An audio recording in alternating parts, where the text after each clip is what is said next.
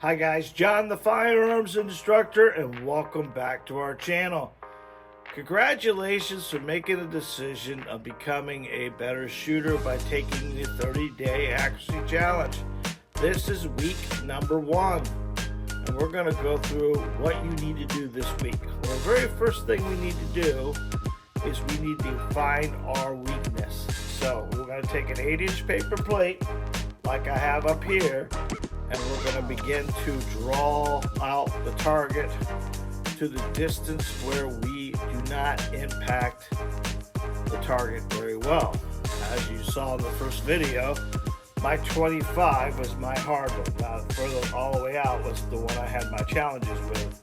3 and 5 and 7 are not that big of a deal for me, but when I get further out, I tend to turn the bullet right or left, excuse me. So what I want you to do is, very first thing is I want you to get an 8-inch paper plate. I want to get to the range. I want to start at 3 yards, and I'm going to try to impact 5 shots in the paper plate. Now it don't have to be dead center, guys, but we want to be more in line with the paper plate, not down here low, not here on the side. If you're able to pass the 3 yards, then you want to go to the 5 yards, and then from 5 yards to 7 yards, and 7 yards to 10 yards. And as far as you want to go, I'm okay with staying at the 21 feet, the 7 yards, but that's up to you. When you get past that, you want to get past it. I will tell you, the more you practice longer distances, the easier it's going to be for you. So let's get that done first, all right? You know, ideally, guys, this isn't to be expert or marksman. If you can hit all the way up to 30, well, you probably don't need this 30-day challenge. You're doing pretty well. But if you don't get at least an 80%, that means every time you shoot a 5 shots, 4 of them need to be where they need to be.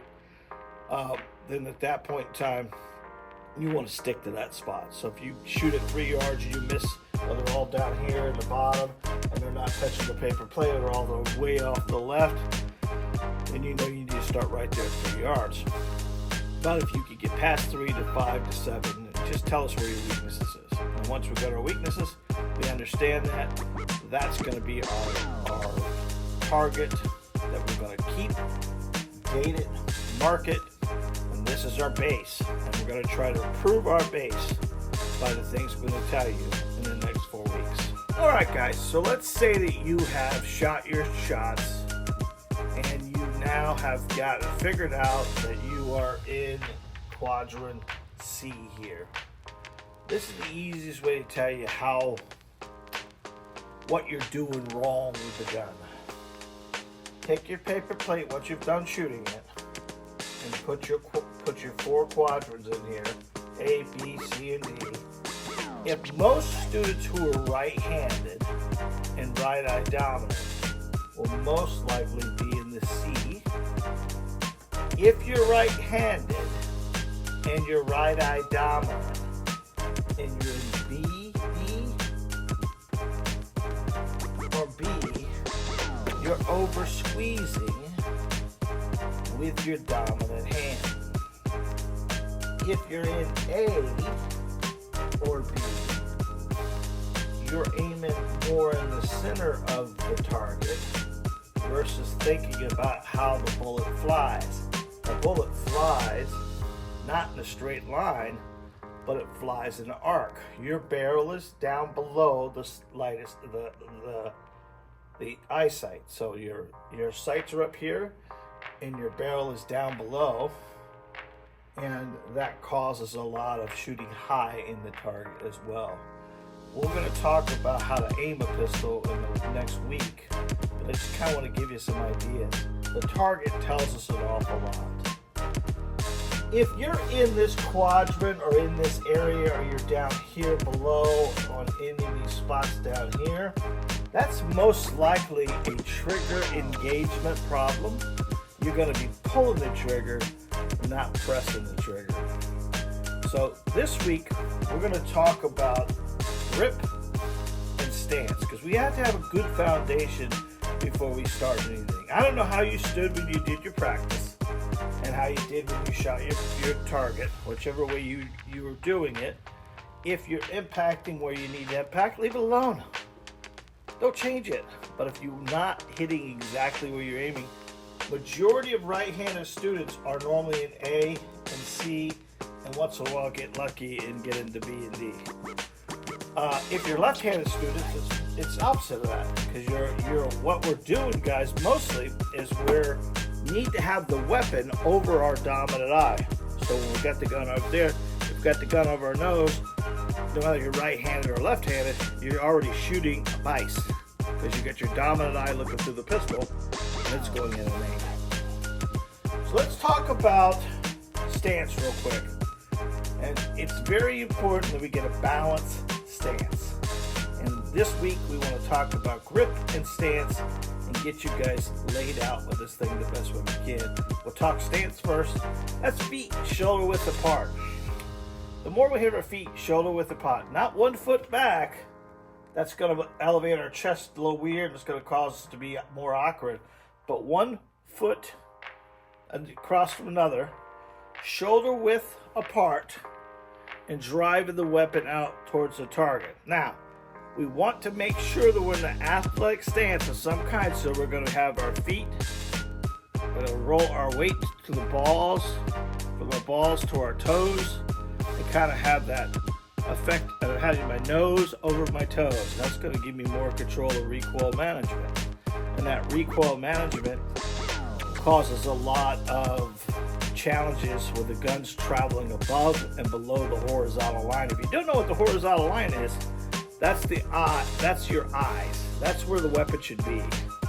You should never have to dip your head to look at the pistol. You should not have to raise your head to look at the pistol. The pistol should be in your line of sight. So a proper stance is feet shoulder width apart. If you want to have that dominant hand, foot, just a little back you can, but never in a oscillese. Not that oscillese is wrong, but it's proven to be a factor. If you stand in this athletic stance like this, I can run and be mobile, and you need to be mobile with a firearm. All right?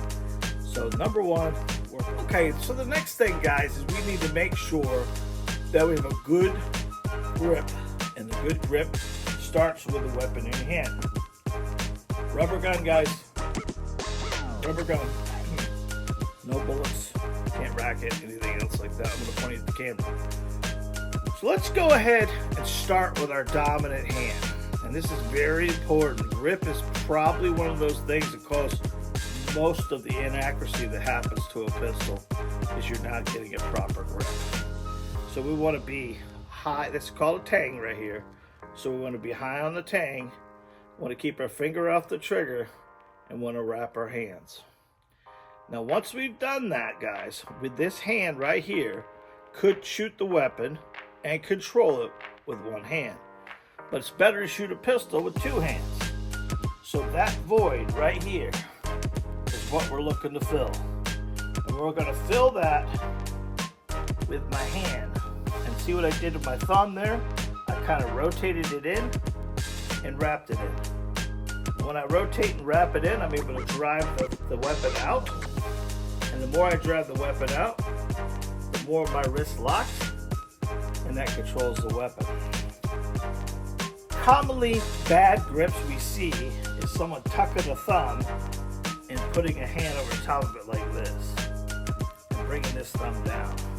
This is only going to have you do some crazy stuff and rotate the weapon, because you're applying a lot of thumb pressure on another thumb. If you pay attention, really, the thumb is not helping us hold on to this gun. The other thumb is not helping us hold on to this thumb. We don't want these thumbs applying pressure to the weapon. We just want them to be around for the slide. Just on the slide, laying there, easy and simple. And then driving it out, lock out your wrist, which in turn keeps the weapon level. And a level pistol will shoot level. Grip and stance are very important. Now, the cool thing about this 30-day challenge, I have multiple videos on my YouTube channel that I put in a playlist for you guys. I want you to go to those videos. They stay what they are. This week is grip and stance. We've already uploaded for you. And follow each one of those videos, and it'll go into details on how to hold the pistol properly. So let's put it all together now. We have grip, we have stance, and then we're going to make sure the weapon is over our dominant eye. Weapon over dominant eye will begin to make you more accurate. Now, guys, if you don't know how to figure out your dominant eye on your face, the biggest drill I can give you, the simplest drill I can give you, is I want you to make this triangle just like that. And I want you to concentrate on something out in your house or the Target or whatever it is. And I want you to take it, and I want you to bring it back slowly to your face. And it'll automatically go to your dominant eye. And that's where the weapon needs to be. Weapon over dominant eye will make you a better shooter to begin with. Check out our videos, get to the range, do your test, keep that video, keep that, write down what you have to have, write down what you found was helpful this week, comment below, make sure you hashtag it, if you put it on social media of any kind, 30-day handgun challenge. That's going to be easier for me to look at them and see them. If you want to call us or you want to email it to us, all that stuff will be here, and you can ask us any questions you have. Next week, we're going to talk about trigger, and we're going to do a little bit of stuff. This week, what I want you to do is I want you to get to range at least once, maybe twice. I want you to work on a paper plate like this. I want you to bring maybe 10 or 12 of them, and I want you to try to give me the best picture of your best target and give me your distance. Now, let's talk about dry firing. Now, this is going to help you tremendously understand, because you know the manipulation of a pistol happens when you are pulling the trigger versus pressing the trigger. Do you know the difference? The difference between press and a pull is the amount of pressure you're putting on the weapon. If I slowly engage a trigger, very slow, very slow, very slow, very slow, very slow, until the weapon cuts, that's a press. If you are pulling the trigger, most likely what happens when you pull a trigger, you manipulate the gun, and it causes it to dip. And that's where all those ones on the edges would come from. And if you pull a trigger, it tends to drop the front. But if you pull and anticipate, that's where the low and left comes from. So that's why we had to get that good grip. And that good grip works with that thumb up, other thumb in, wrapping as good best we can. Now our power comes from these 4 fingers, not these 3 fingers. So we want to get about 40% grip here and 60% grip here. Once you're high on the ting, you're going to press that trigger, and the weapon will stay level at that point in time, because you're applying pressure and a locked wrist. This week is going to be good for you guys. It's going to really start tightening up your groups. You're going to find very quickly that the weapon isn't manipulating as much, because I'm standing properly and I'm gripping the pistol properly. Over the next 7 days, I need 25 dry fires from you each day. Now that is, guys, is taking a weapon, make sure there's no ammo and no people, no way. Make sure, double check, triple check, because we're going to be engaging a trigger. We want to make sure there's no ammo in the room. Matter of fact, you don't even need a magazine in the room when you're dry firing. Then I want you to get your stance. I want you to push it out in front of your dominant eye, and I want you to just slowly press that trigger until it cuts. And you're going to watch for the bobble. If the weapon bobbles, then you are pulling the trigger. You want to put it out in front of you and just slowly press. By the end of the week, at 25, that's a lot of dry firing.